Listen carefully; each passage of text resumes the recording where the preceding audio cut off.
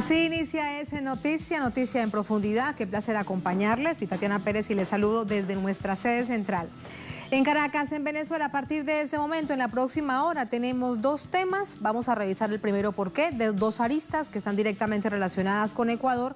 Luego veremos el sistema Mundo ¿Qué pasa? Aquí están en titulares todos con el análisis.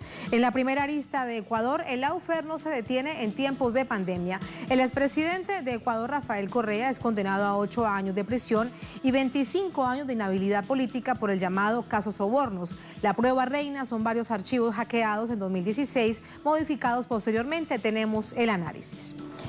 Otro tema en el Noticia en titulares con respecto a Ecuador y la segunda arista. Una denuncia que crece en medio de la crisis sanitaria que vive Guayaquil por la expansión de COVID-19. Habitantes de una vulnerable zona condenan la construcción de una fosa común para depositar cadáveres producto de la pandemia. El gobierno local, el gobierno de Guayaquil, informa que se trata de un cementerio. Pero ¿qué dicen los hechos? Vamos a revisarlo. Y otro tema en titulares en el Noticia El Mundo. Este martes se conmemora el Día Mundial de la Salud. Nada que conmemorar, dicen muchos, ante una crisis global por la COVID-19, un sistema de salud pública destruido por el capitalismo, un asunto sobre el que profundizamos a continuación. En Noticia, bienvenidos, bienvenidas.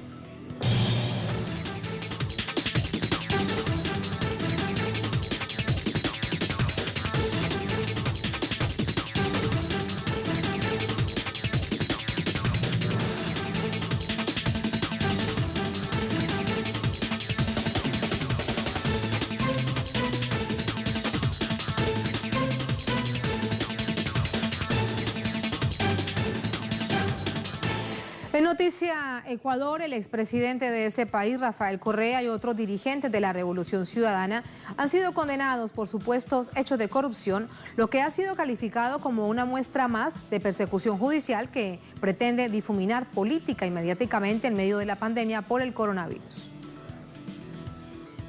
Un tribunal de la Corte Nacional de Justicia de Ecuador sentenció a Rafael Correa a 8 años de cárcel y lo inhabilitó para ejercer cargos públicos por 25 años por el delito de cohecho agravado, basado en supuestos sobornos ocurridos entre 2012 y 2016, que salpicó a otros 20 colaboradores cercanos del expresidente. Entre ellos destacan el ex vicepresidente Jorge Glass, el exsecretario jurídico Alexis Mera y María de los Ángeles Duarte, quien fuera ministra de Transporte y Obras Públicas. El expresidente declaró que la medida penal en su contra es un intento del gobierno encabezado por Lenín Moreno por desviar la atención en torno al manejo de la pandemia por parte del Ejecutivo. Una cortina de humo para tratar de disfrazar, distraer a la gente del pésimo manejo de la crisis. Yo quisiera decirlo de otra forma. Yo no soy un político tradicional, no me importa mi futuro político. Si lo estuvieran haciendo bien, fuera el primero en aplaudir. Estamos hablando de vidas. Pero somos el país que objetivamente, las estadísticas lo dicen, peor hemos manejado la crisis y nos llevan a un desastre. Ya pasamos de crisis a catástrofe y vamos de catástrofe a desastre completo.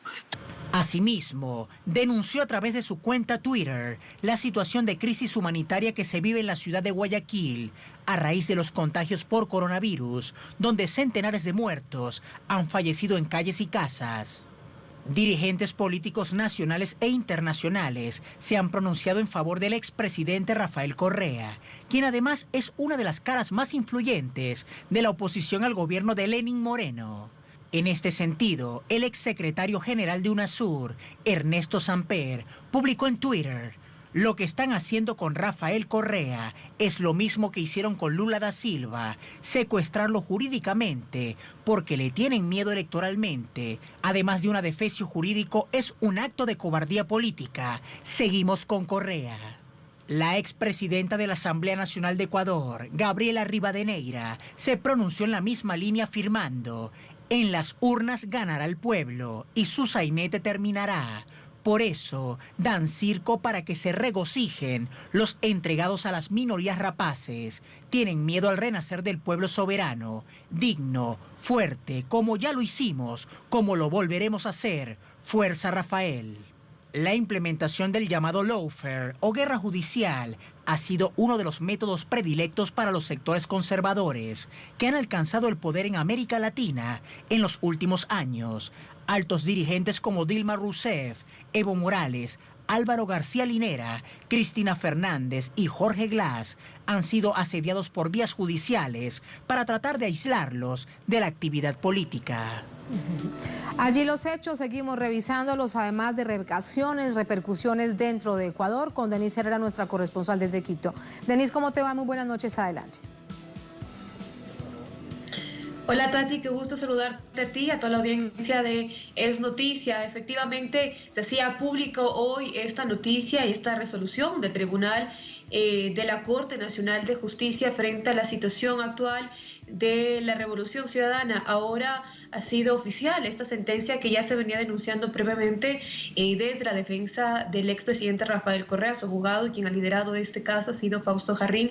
Él ha condenado categóricamente desde el inicio de este proceso judicial las irregularidades, sobre todo de qué manera procede este caso, y como bien lo decía el informe y la información que ha circulado en redes, esto parte desde una investigación periodística denominada Arroz Verde. Según la Fiscalía General, se encontraron las pruebas necesarias para poder arrancar con una nueva investigación, acusando de cohecho ahora agravado al expresidente Rafael Correa y al ex vicepresidente de Ecuador, Jorge Glass, quien inclusive ya está cumpliendo una pena, Tati. Recordemos que él ya fue acusado en el caso Odebrecht. En ese sentido, se insiste desde los sectores correístas decir que esto es una persecución política, pero además, Tati, ¿en qué contexto se da esta sentencia? Recordemos que Ecuador se sumó a los países de declarar como emergencia sanitaria frente a la lucha del coronavirus. La Corte Nacional de Justicia se preparó ya desde la semana anterior para atender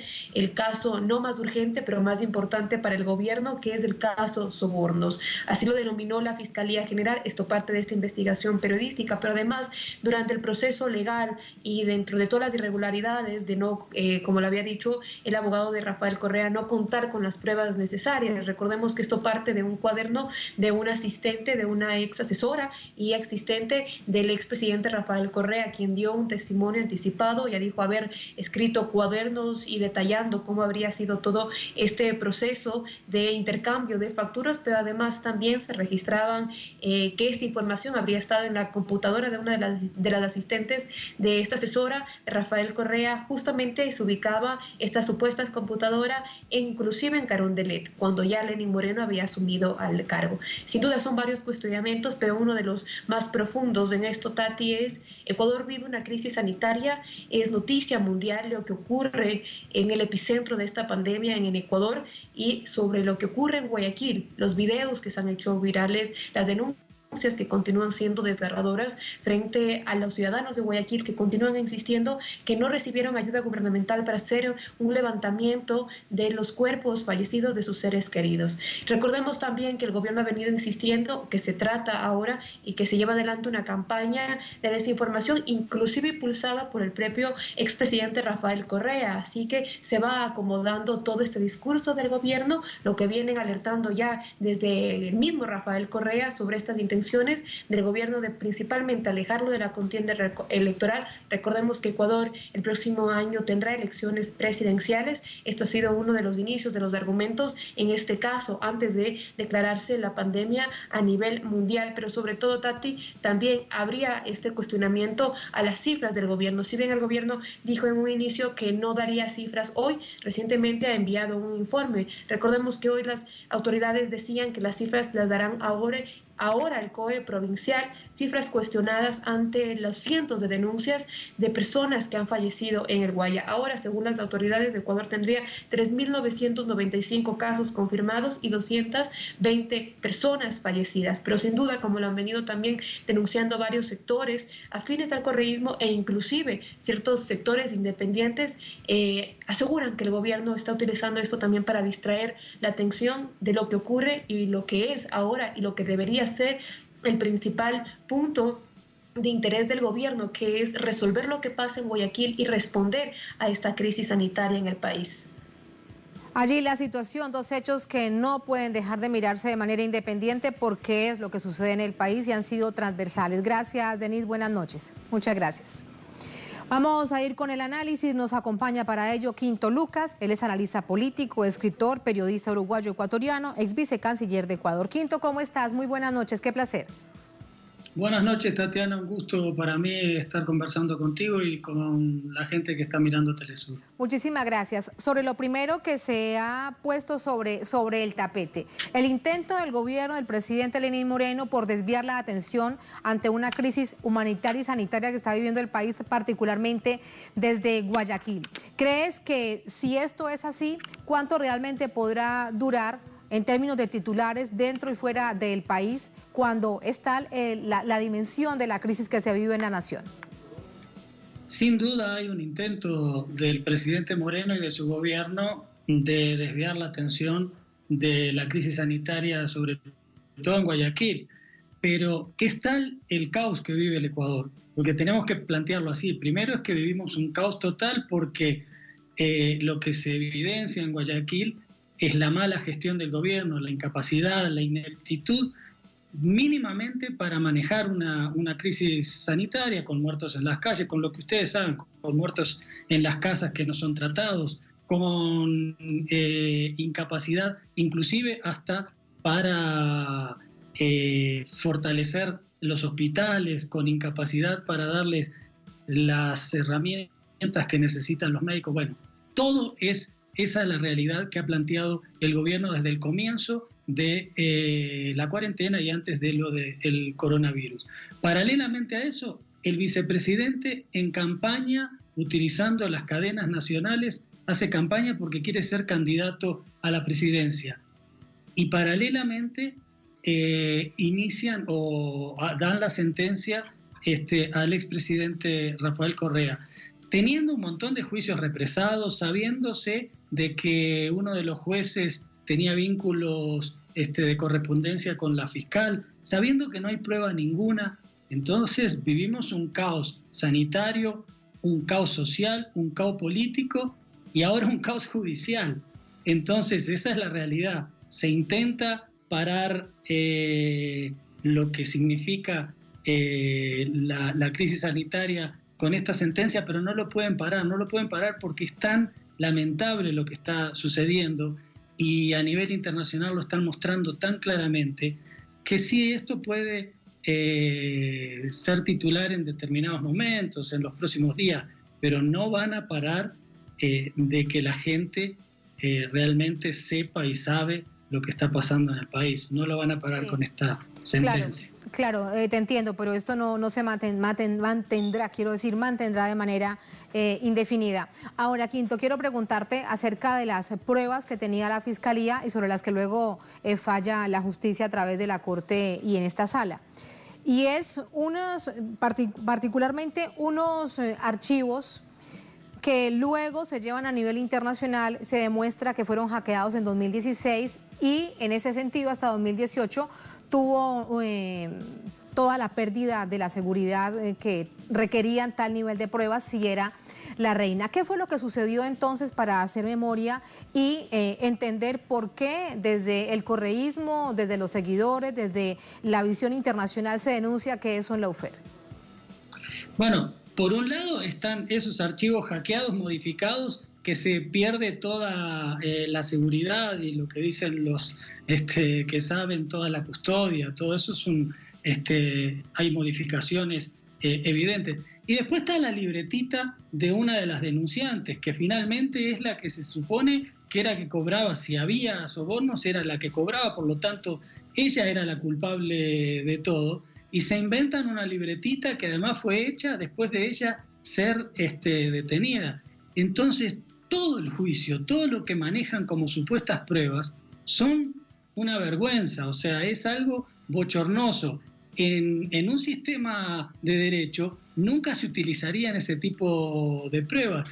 Y yo creo que ellos mismos saben, estoy seguro que ellos mismos saben la barbaridad que están haciendo, pero como están comprometidos, ya no solo con el gobierno, estoy hablando de los jueces y de la fiscal, ya no solo con el gobierno, están comprometidos con un vínculo internacional que está marcado y que es la propia vinculación con Estados Unidos, la sumisión a las políticas de Estados Unidos que les llevan a cumplir determinadas acciones dentro del Ecuador y que tienen que ver con destruir políticamente a Rafael Correa.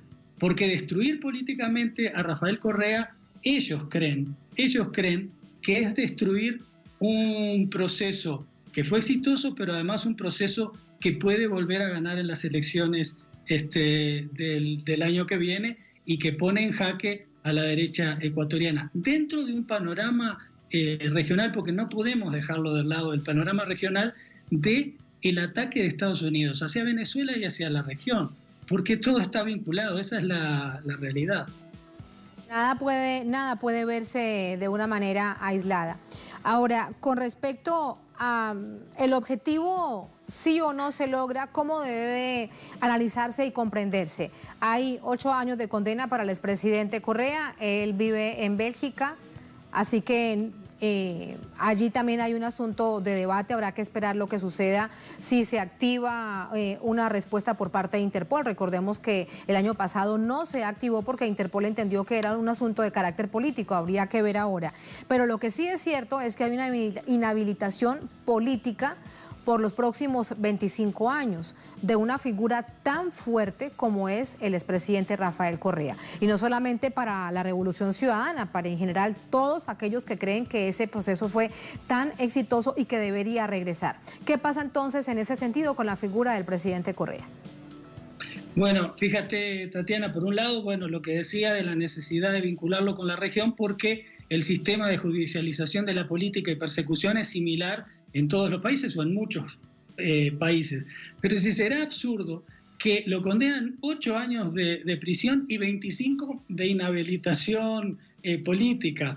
O sea, está el temor que tienen hasta temor que después de los 8 años pueda seguir haciendo política y le dejan, me río porque es tan absurdo todo que realmente causa indignación, pero es tan lamentable. Lo que ellos se equivocan, primero por un lado que no matan políticamente al expresidente Correa. Bueno, hay que ver también, como decías tú, hay que ver qué pasa en los próximos meses, porque hay que ver las apelaciones o lo que se dé eso, hay que hablarlo obviamente con los abogados. Pero más allá de eso, no matan políticamente al presidente Correa porque el presidente Correa va a seguir haciendo política y va a seguir apoyando determinados procesos de unidad que se van a seguir gestando, y esos procesos de unidad van a retomar el proceso que es histórico. El proceso de la Revolución Ciudadana es parte de un proceso histórico que viene de muchos años y se va a retomar y va a seguir. O sea, eso es el temor, por eso quieren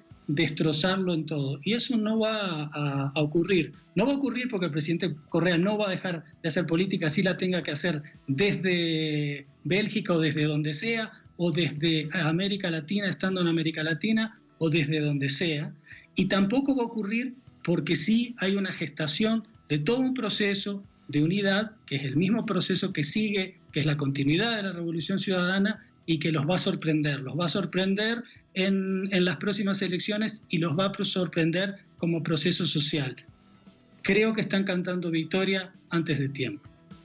Victoria por anticipado. Con respecto al gobierno de Estados Unidos, en particular desde la Embajada de Estados Unidos en Ecuador, quiero preguntarte, ¿hay pareciese sed de venganza? ¿Cómo lo calificaría? Recordemos algunos de los hechos, por ejemplo, durante los gobiernos y los periodos de gobierno del presidente Correa, deciden que el territorio es soberano y que la base de Manta, donde estaba, por ejemplo, apestado el ejército de Estados Unidos, tenía que irse, para recordar solamente uno de los hechos. ¿Parece entonces esto sed de venganza? ¿Cómo lo calificas?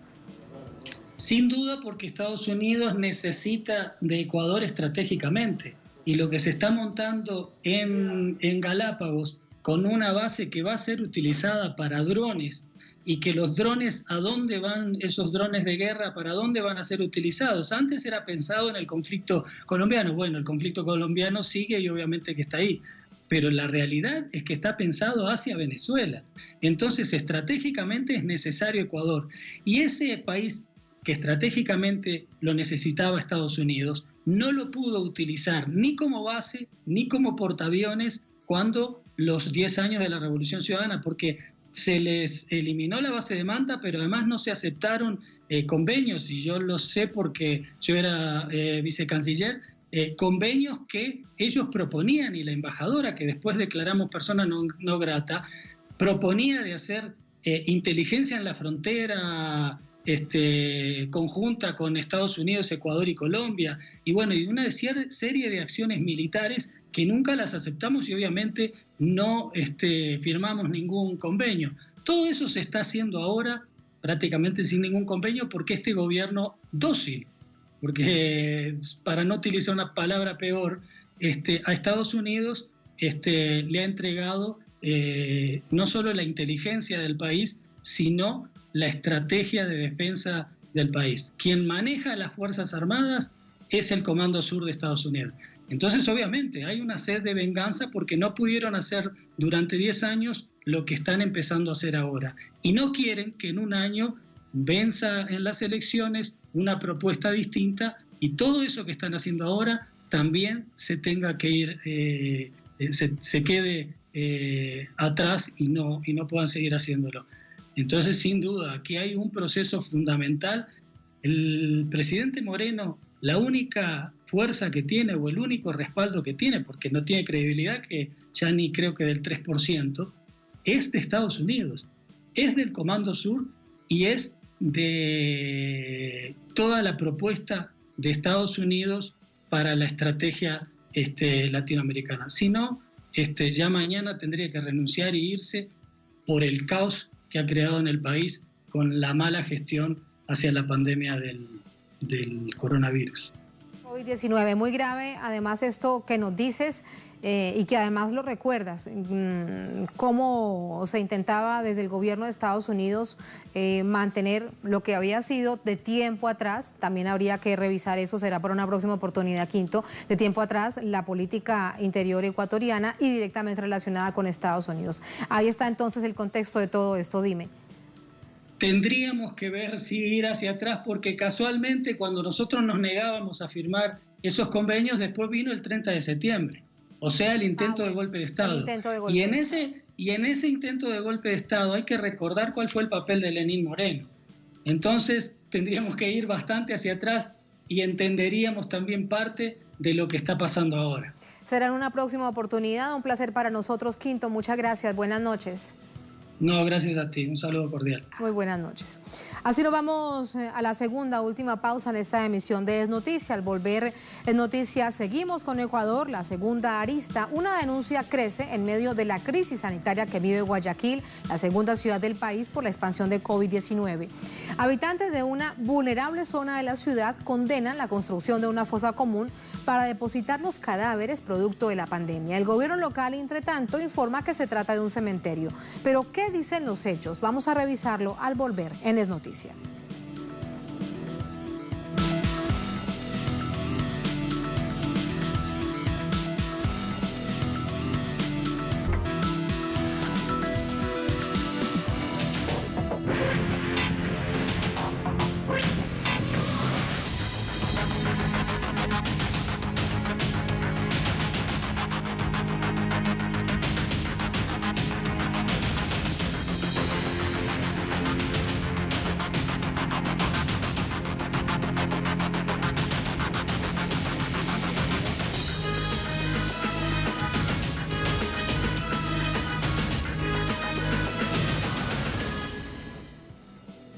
En noticia, Ecuador y la segunda arista, Guayaquil, es embestida por el coronavirus. Las consecuencias del colapso sanitario y funerario recaen particularmente sobre las zonas más desatendidas de esta ciudad. Detalles a continuación.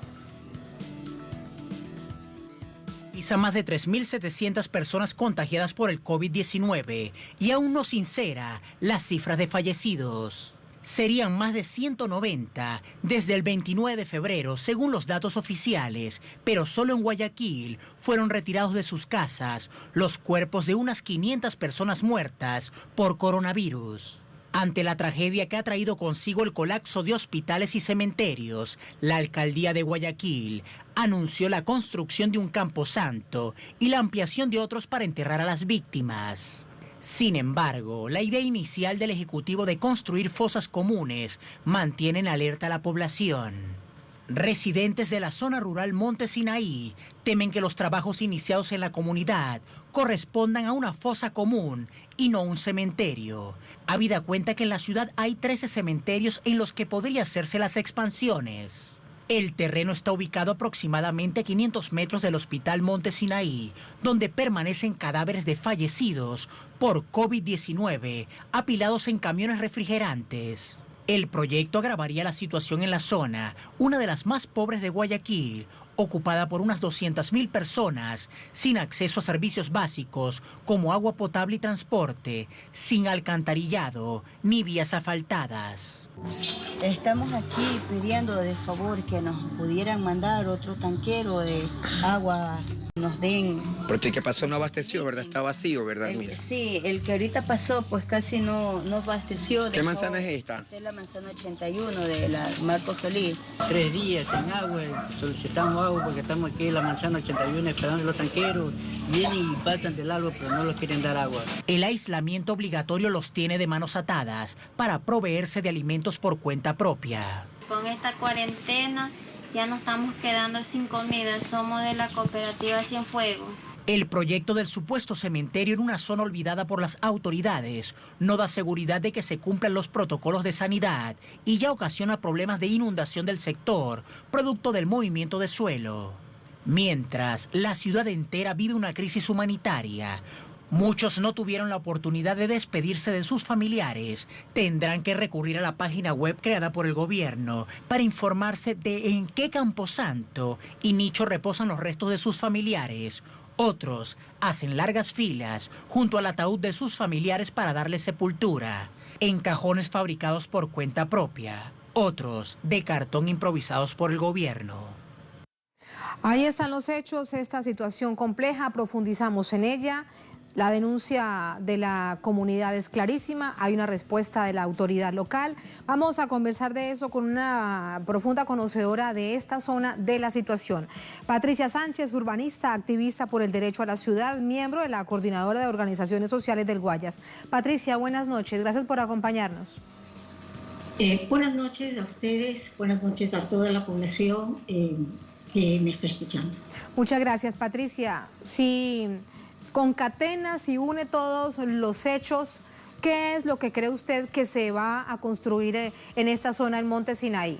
¿Una fosa común o un cementerio con la reglamentación y normas sanitarias que requiere en cualquier parte del mundo? Bueno, la alcaldesa ayer en su Facebook ha hecho el anuncio de la construcción de 2 cementerios en esta coyuntura de emergencia sanitaria que está viviendo la ciudad de Guayaquil. Es muy loable que exista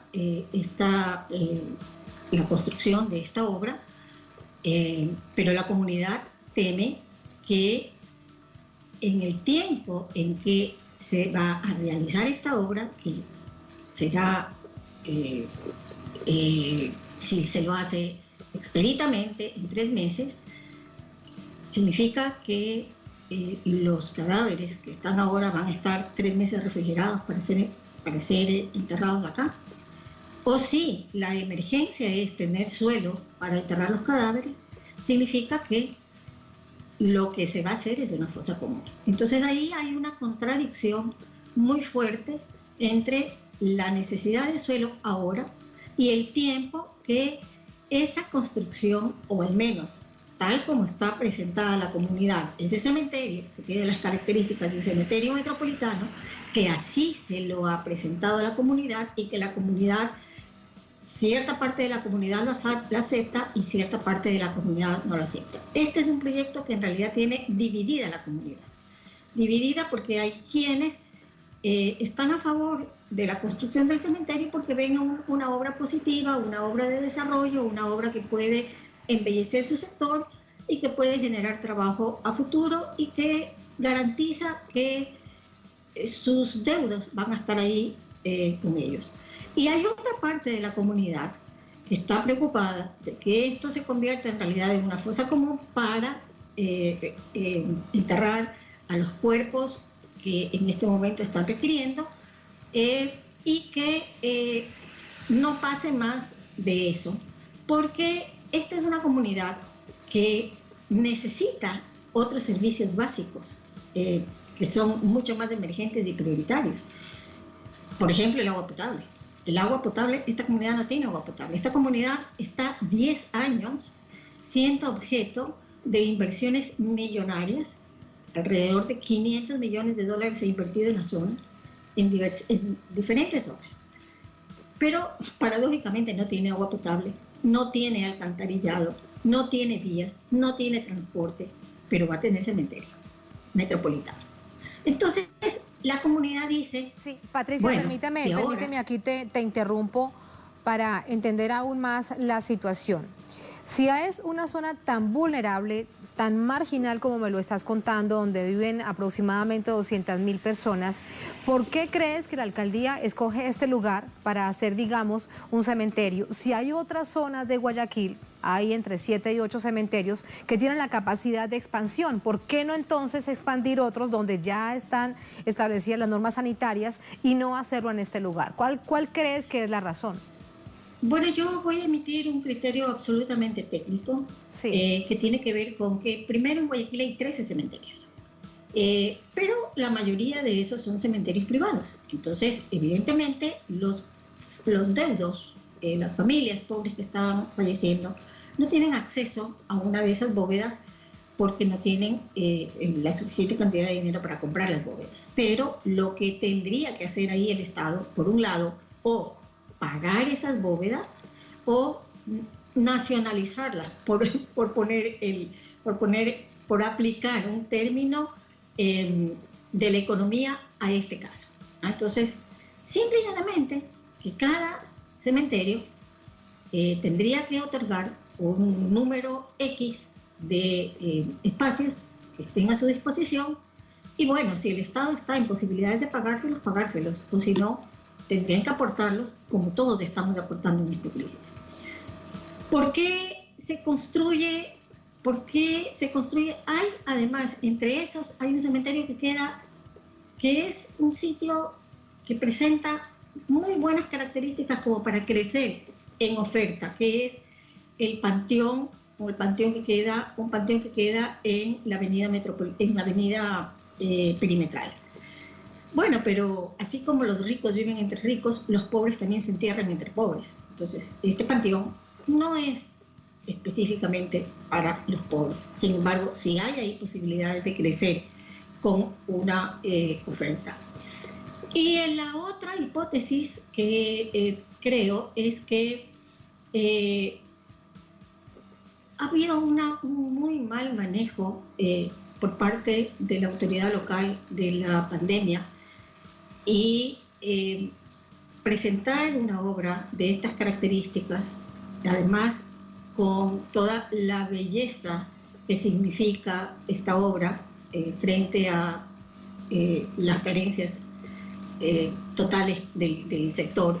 Entonces es un relumbrón para la comunidad. La comunidad no importa que no tenga agua, pero va a tener cementerio muy bonito, muy iluminado, con paseos, con árboles y donde va a poder enterrar a sus deudos. Entonces, hay una suerte de utilización de la coyuntura para vender un proyecto de estos tipos que no es nuevo. Y muy paradójico, Patricia. Sí, muy paradójico, Patricia, porque es un momento en donde comunidades como esta requieren mayor atención, mayor política pública para que justo en medio de esta crisis tan compleja del COVID-19 no llegue a este lugar. Nada de eso, porque parte de lo que denuncian incluso no solamente que son un abandono por parte del Estado, quien les ha dado la espalda, sino que además no se ha hecho ningún tipo de consulta, no se les ha preguntado si están de acuerdo o si no están de acuerdo con ese cementerio que ellos dicen e insisten que es una fosa común. Bueno, es verdad, no se ha hecho la socialización del caso porque es una obra emergente. Sin embargo, la comunidad ha salido a protestar y hoy día justamente hubo una especie de asamblea en las condiciones en las que estamos entre los dos grupos de la comunidad que están enfrentados, los que están a favor del cementerio y los que están en contra del cementerio o de la fosa común. Y lo que la gente manifestó es que incluso los trabajos de movimiento de suelo que se han hecho ya ayer, lo que han hecho es tapar un canal de drenaje natural de la zona y que ya está provocando inundaciones. Entonces, cuando se revisan los planos del sector, resulta ser que está en ese sector, en ese terreno, diseñado un ducto cajón. Y ese ducto cajón está siendo tapado y rellenado en este momento por lo que sería el futuro cementerio. Entonces, la comunidad al menos dejó bien claro esto en esta reunión de hoy, y los técnicos se dieron cuenta de eso y se ha dispuesto, o sea, se ha avanzado, digamos, en las negociaciones a que el cementerio se construye junto con el ducto cajón. Pues que así sea, que el cementerio, en caso tal de que se construya con todas las normas higiénicas, con todas las normas sanitarias, bueno, que tenga también evidentemente la comunidad agua potable y también las obras de saneamiento. Patricia, muchísimas gracias, buenas noches. Muchas gracias a usted. Gracias a usted. Así nos vamos a la segunda, última pausa en esta emisión de Es Noticia. Al volver en Noticia El Mundo, este martes se conmemora el Día Mundial de la Salud. Nada que conmemorar, dicen muchos, ante una crisis global por la COVID-19 y un sistema de salud público destruido por el sistema capitalista. Un asunto sobre el que profundizamos al volver en Es Noticia.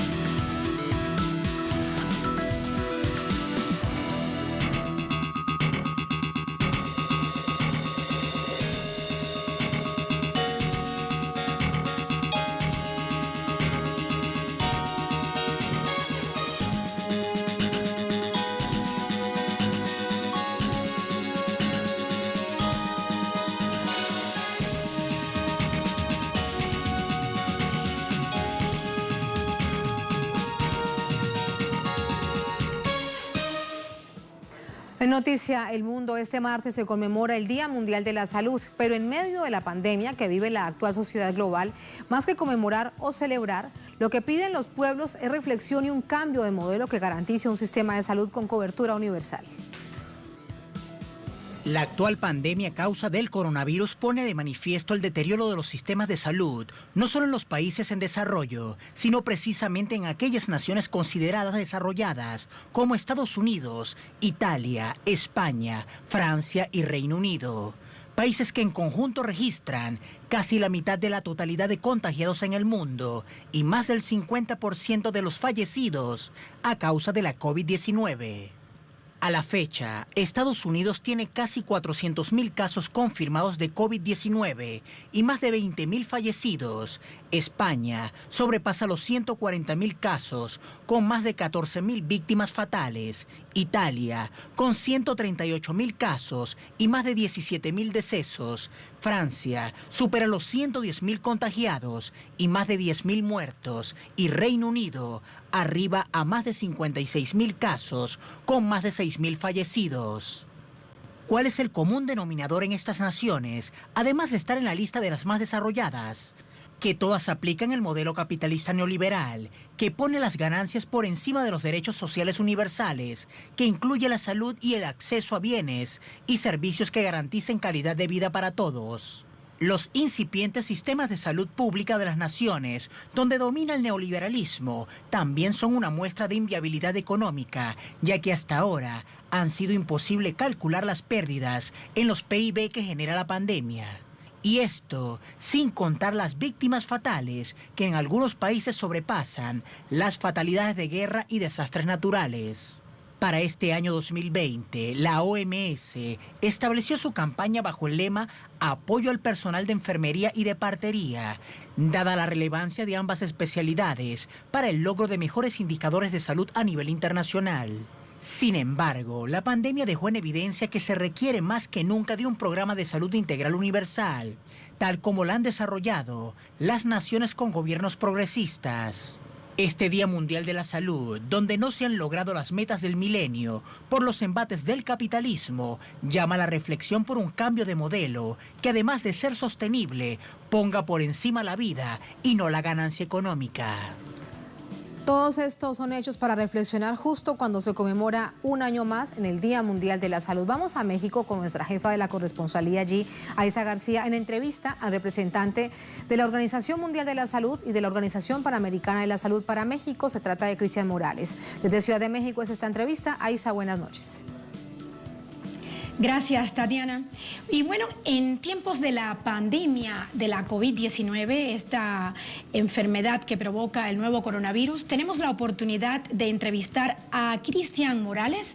Este doctor es el representante aquí en México de la Organización Mundial de la Salud y también de la Organización Panamericana de la Salud.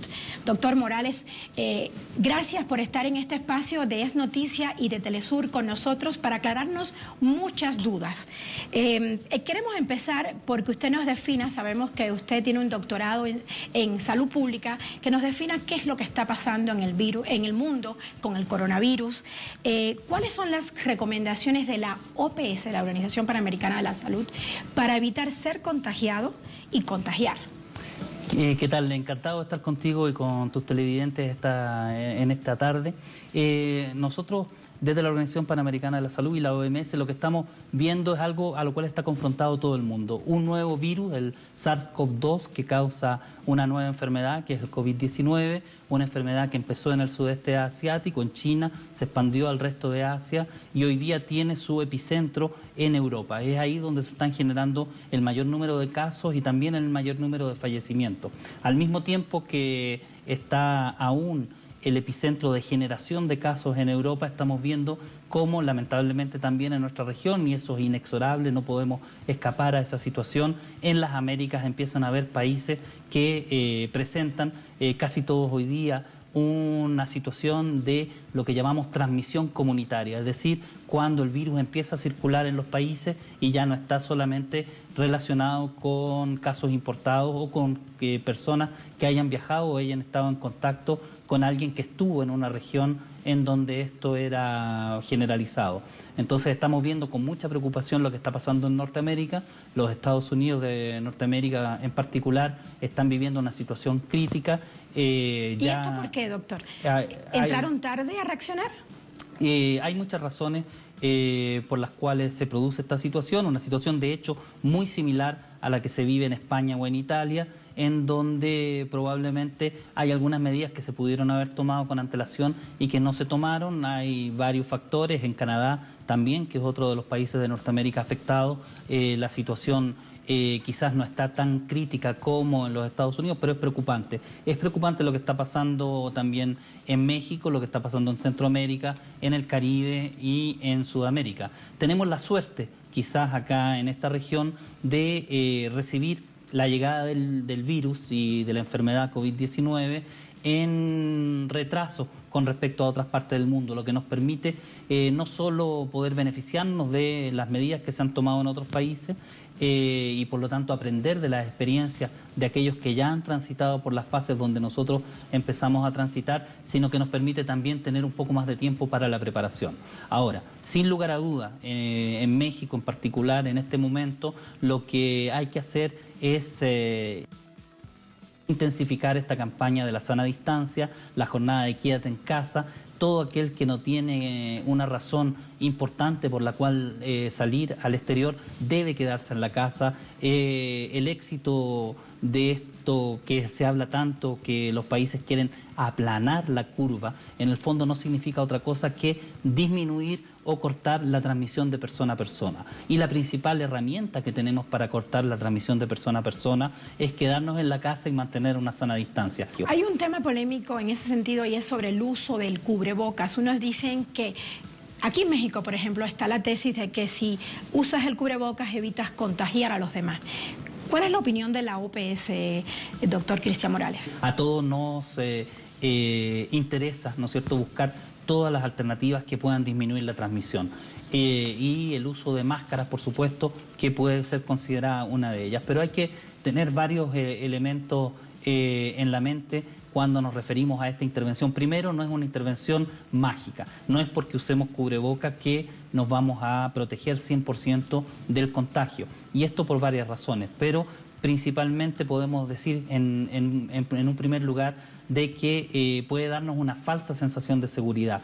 Y si tenemos una falsa sensación de seguridad, vamos a dejar lo esencial. ¿Qué es lo esencial? Lavarse las manos, lo más seguido posible. Agua y jabón, una lavada de manos como ya hemos aprendido a hacerla, ¿no es cierto?, es lo que nos va a permitir eliminar el virus que se deposita en nuestras manos, que está en la grasa que no vemos, ¿no es cierto?, en microscópico, pero que lo podemos tener y que justamente al acercar nuestras manos al rostro, a los ojos, a la nariz, a la boca, que es por donde penetra el virus, podemos contaminarnos. Sí hay que saber cómo usarlas, cómo ponérselas, cómo sacarlas, hay que usarlas de manera apropiada, ¿no es cierto? Y sobre todo entender que son parte de varias intervenciones y que no nos va a proteger a 100% si dejamos de lavarnos las manos, por ejemplo. Y siempre hay que tener en cuenta esto. Hay lugares donde no nos podemos lavar las manos porque no hay agua. Hay países que tienen dificultad para tener acceso al agua potable o al agua que nos permita lavarnos, o cuando tenemos que entrar en una locomoción colectiva, ¿no es cierto?, aquí en México, en el metro o en el camión, y bueno, no podemos mantener esta sana distancia de 1,5 metros, que es la que nos protege de mejor manera al contagio. En esos casos quizás es recomendable utilizar una máscara, pero no necesariamente una máscara médica N95, que son las que preferimos que los países guarden o reserven para el personal médico y para quienes en la casa, en la comunidad, tienen que cuidar de alguien con una sintomatología leve de COVID-19 y que están en casa. Ahora mismo usted y yo estamos en la entrevista. Usted no sabe si yo tengo el virus, yo no sé si usted tiene el virus, pero estamos manteniendo una sana distancia. ¿Cuál es la diferencia entre el presintomático y el asintomático y cuándo hay que tener cuidado? Bueno, nuevamente estamos frente a un virus nuevo que no conocemos, es de la familia de los coronavirus, pero tiene su propio comportamiento, es decir, tiene su propio método de transmisibilidad y todos los días estamos aprendiendo cosas nuevas, ¿no es cierto? Entonces, lo que sabemos, la evidencia, lo que nos dice es que son las personas sintomáticas las que transmiten, eso no hay ninguna duda, y hay de cada vez un poco más evidencia que nos muestra que hay otra categoría, que es la que usted señala, que son los presintomáticos o sintomáticos muy leves, que es el momento, recordemos que el virus se incuba por un periodo de 1 a 12 días, con un promedio, una media, antes del momento de generación de los síntomas, de 7 días.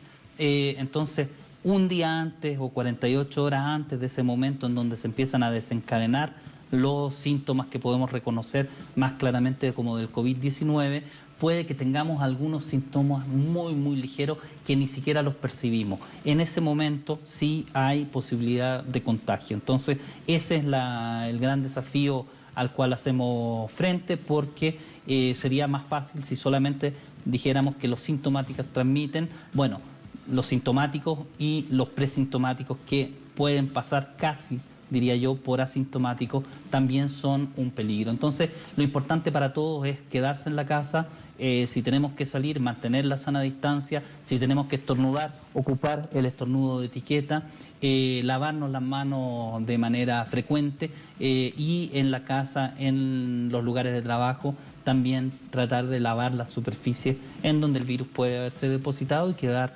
durante un cierto tiempo, ¿no es cierto? ¿Cuál es la diferencia en el comportamiento de la enfermedad en un joven diabético en relación con un adulto de 65 años o más?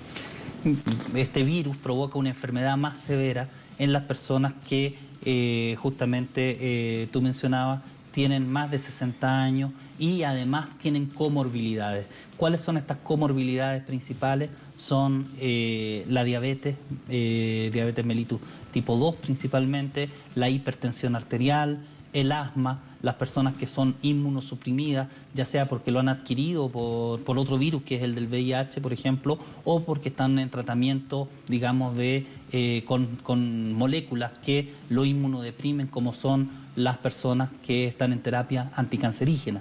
Entonces, esos grupos de población, por cierto, también las mujeres embarazadas, aunque no han sido un foco principal del virus, son siempre un grupo a riesgo. Entonces, estas personas que además suman una y otra comorbilidad, ¿no es cierto?, están más a riesgo que otras y desarrollan una expresión mucho más agresiva del COVID-19, que es la que lleva a la neumonía y eventualmente algunas de las personas que sufren neumonía y neumonías críticas, ¿no es cierto?, lamentablemente son las que fallecen. Sobre la vacuna, doctor Morales, ¿qué información nos tiene? ¿Cuándo la aprobarían? La buena noticia es que hay varios candidatos vacunales en este momento que se están investigando por diferentes equipos a través del mundo, ¿no es cierto?, en forma colaborativa, y es importante porque este COVID-19, esta nueva enfermedad, probablemente va a estar con nosotros, con toda la humanidad, durante muchísimos años, no se termina este año. Entonces, tener una vacuna en el horizonte es algo muy, muy importante. De hecho, es un llamado también para todos aquellos que pensaban o que habían escuchado estos movimientos antivacunas, de ver cuál es el efecto de estar frente a una enfermedad y no tener una vacuna. Lo que queremos es una vacuna y esa vacuna se va a producir no antes de 12 meses, no antes de 12 a 16 meses, entonces va a estar disponible eventualmente y esa es la buena noticia. La mala noticia es que hoy día tenemos que enfrentar el brote actual sin vacuna y tampoco tenemos un tratamiento que a ciencia cierta, que con evidencia nos pueda demostrar que dando tal o cual medicamento vamos a evitar, ¿no es cierto?, el pasar a las etapas más agudas de la enfermedad. Por eso lo importante hoy día es detectar cuanto antes, aislar y tratar a los pacientes que son positivos y tratarlos mientras antes los tratemos mejor, porque vamos a poder paliar, mitigar los efectos del virus y acompañar las comorbilidades que nos indican que puede haber una evolución más seria de la enfermedad. Doctor, hablemos de las pruebas rápidas. Hay una gran polémica en México sobre si son válidas, si se deben usar o si no. Bueno, lo que haga cada uno de los países es, por supuesto, parte de las decisiones soberanas de los países. Lo que nosotros estamos recomendando desde la OMS es que se usen solamente las llamadas pruebas por reacción molecular, las PCR. Esas son las pruebas que garantizan de que si una persona sale en la prueba positiva sea realmente un positivo y si sale negativo sea realmente un negativo. Y ahí está todo el debate sobre otro tipo de pruebas que hacen un llamado a ver si hay presencia de los anticuerpos en la sangre, por ejemplo, u otras técnicas menos sofisticadas que son las llamadas pruebas rápidas. Primero es que hay que garantizar que las pruebas sean de calidad y que protejan a la población.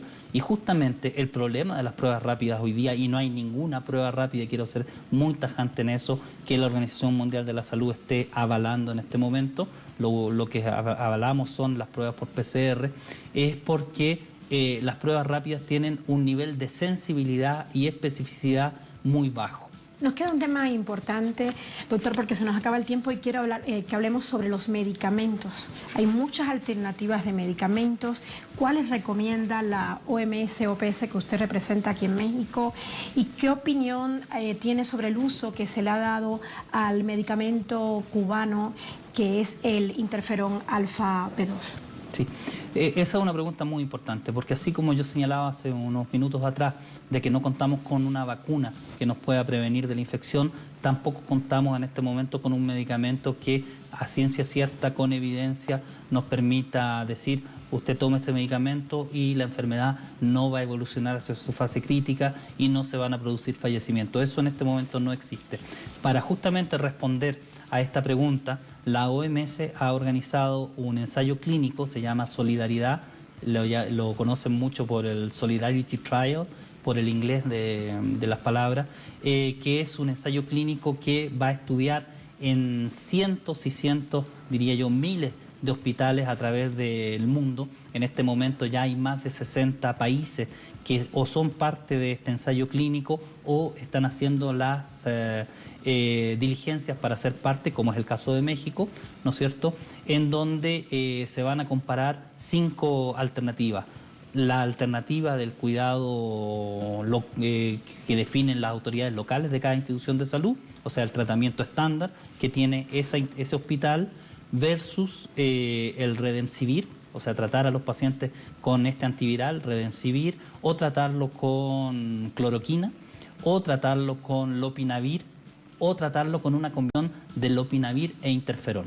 Entonces, ¿cómo van a ser miles de hospitales muy rápidamente a través del mundo asignando aleatoriamente a los pacientes en una u otra de estas alternativas? Esperamos tener de manera también muy rápida información fidedigna, con evidencia científica que nos diga cuál es la efectividad suplementaria que nos permitiría tratar a los pacientes con una u otra de esas alternativas, incluyendo el lopinavir con interferón, que hace alusión a lo que tú mencionabas en tu pregunta. Un tema último, doctor. ¿Podemos vencer al virus? Estoy seguro que vamos a poder vencer al virus. Lo que tenemos que saber es que esto no es un problema del gobierno, no es un problema del Ministerio de Salud, es un problema primero de todo el gobierno, no solo del Ministerio de Salud, pero además es un problema de toda la sociedad. Aquí se necesita al sector privado, se necesita al sector asociativo y se necesita sobre todo la comprensión de que todos podemos aportar, no solo podemos aportar, sino que debemos aportar a la solución. ¿Cómo podemos aportar a la solución? Bueno, siguiendo las indicaciones que nos están dando las autoridades. En el caso de México, quédate en casa, mantén la sana distancia, lávate las manos, tose si lo tienes que hacer con el estornudo de etiqueta y mantengamos la moral, mantengamos el optimismo. Vamos a salir de esto más rápido si estamos unidos. Entonces, nos quedamos con esto último que usted dice, doctor, que hay que tomar esas recomendaciones muy en serio y que debe haber un mayor compromiso social con las medidas que están dictando los gobiernos en los diferentes países y también las medidas de la OMS y la OPS que usted representa aquí en México. Gracias, doctor Cristian Morales. Y bueno, regresamos a estudio, Tatiana, para continuar con Es Noticia. Gracias. Gracias a ti, Aisa, por entregarnos los detalles de lo que tiene como visión la Organización Mundial de la Salud, en este caso a través de su representante en México, y ver cómo desde los distintos gobiernos se asume una política pública. Algunos muy tardíos, como bien lo reconocía él, por ejemplo, en Europa y otras naciones de América Latina, otros desde el primer momento que han comenzado a tomar las medidas, pero sin duda es un trabajo para avanzar de manera conjunta como sociedad, porque esa última respuesta que daba él, se puede vencer, pero trabajando en conjunto como sociedad. Así ponemos punto final a esta emisión de Noticias, cerramos nuestra pantalla tradicional, nos quedamos en redes sociales, @NoticiaTelesur, @Tatiana Telesur. Como siempre, un placer acompañarles, será hasta mañana, sigan con nosotros.